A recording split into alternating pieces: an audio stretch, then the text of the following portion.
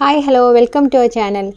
ഞാനിതാ കുറച്ച് കയ്പ്പൊക്കെ എടുത്തിട്ട് ഇതുപോലെ അധികം കട്ടിയിലൊന്നുമല്ല, ജസ്റ്റ് ഒന്നിങ്ങനെ കട്ട് ചെയ്തിട്ട് കുറച്ച് വെള്ളത്തിൽ ഉപ്പും അതുപോലെ തന്നെ 2 ടേബിൾ സ്പൂൺ തൈരും കൂടെ ചേർത്ത് മിക്സ് ചെയ്തിട്ട് അതിലൊന്നിങ്ങനെ കുതിർത്ത് വെച്ചിട്ടുണ്ട്. ഒരു 10 മിനിറ്റ് കഴിയുമ്പോൾ ആ വെള്ളത്തിൽ നിന്ന് ഇങ്ങനെ മാറ്റിയെടുത്തിട്ടുള്ളതാണ്.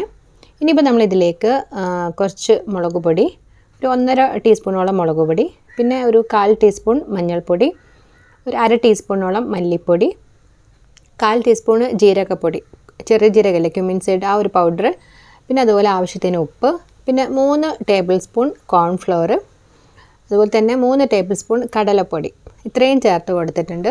എന്നിട്ട് ഇതെല്ലാം കൂടെ നമ്മൾ കുറേശ്ശെ വെള്ളം ഒഴിച്ചിട്ടൊന്ന് ഇങ്ങനെ മിക്സ് ചെയ്ത് കൊടുക്കുകയാണ്. അപ്പം വെള്ളം നമ്മൾ കുറേശ്ശെ ആയിട്ട് ഒഴിക്കുക, അല്ലെങ്കിൽ ഇങ്ങനെ കട്ടിയായി പോയിട്ട്. അപ്പം നമ്മൾ ഇതുപോലെ ഒന്ന് മിക്സ് ചെയ്ത് റെഡിയാക്കി എടുത്തിട്ടുണ്ട്. ഇനി സമയം ഉണ്ടെന്നുണ്ടെങ്കിൽ ഒരു 5 മിനിറ്റ് നമ്മളൊന്നിങ്ങനെ മാരിനേറ്റ് ചെയ്യാൻ വെക്കുക.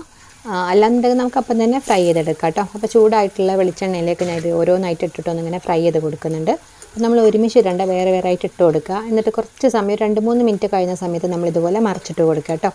അപ്പോൾ നമ്മൾ അധികം പെട്ടെന്ന് ഫ്ലെയിം കൂട്ടിയിട്ട് അങ്ങ് എടുക്കരുത്. ആ ഒരു പാവക്കയും കൂടി നന്നായിട്ടൊന്ന് ഫ്രൈ ആവണം. അപ്പോൾ കുറച്ച് സമയം എടുത്തിട്ട് നമ്മളിത് ഇതുപോലെ തിരിച്ച് മറിച്ചിട്ടിട്ടൊന്നിങ്ങനെ ഫ്രൈ ചെയ്തെടുക്കുകയാണ്.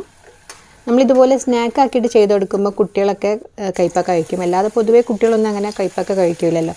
അപ്പോൾ നമുക്കിതിൻ്റെ ആ ഒരു ബാറ്റർ നമുക്ക് ഇഷ്ടത്തിനനുസരിച്ച് മാറ്റിയൊക്കെ ചെയ്യാം കേട്ടോ. ഇനിയിപ്പോൾ കോൺഫ്ലവർ ഇല്ലയെന്നുണ്ടെങ്കിൽ നിങ്ങൾക്ക് കടലപ്പൊടി മാത്രമായിട്ട് ചേർത്തെടുക്കാം. ഈ കോൺഫ്ലവർ ചേർക്കുമ്പോൾ കുറച്ചുകൂടി നല്ലൊരു ക്രിസ്പി ആയിട്ട് കിട്ടും. അപ്പോൾ അങ്ങനെ നമ്മളെല്ലാം ഫ്രൈ ചെയ്ത് ഇവിടെ എടുത്തിട്ടുണ്ട്. നല്ല ഈസി ആയിട്ട് നമുക്ക് പാവക്ക വെച്ച് ചെയ്തെടുക്കാൻ പറ്റുന്ന ഒരു ഫ്രൈ ആയിട്ട് ചെയ്തിട്ടുള്ളത്. അപ്പോൾ വീഡിയോ ഇഷ്ടമായിട്ടുണ്ടെങ്കിൽ എല്ലാവരും ഒന്ന് ചാനൽ സബ്സ്ക്രൈബ് ചെയ്തിട്ട് സപ്പോർട്ട് ചെയ്യുക. അതുപോലെ തന്നെ ഫീഡ്ബാക്സ് ഒക്കെ ഒന്ന് അറിയിക്കുകയും ചെയ്യണേ.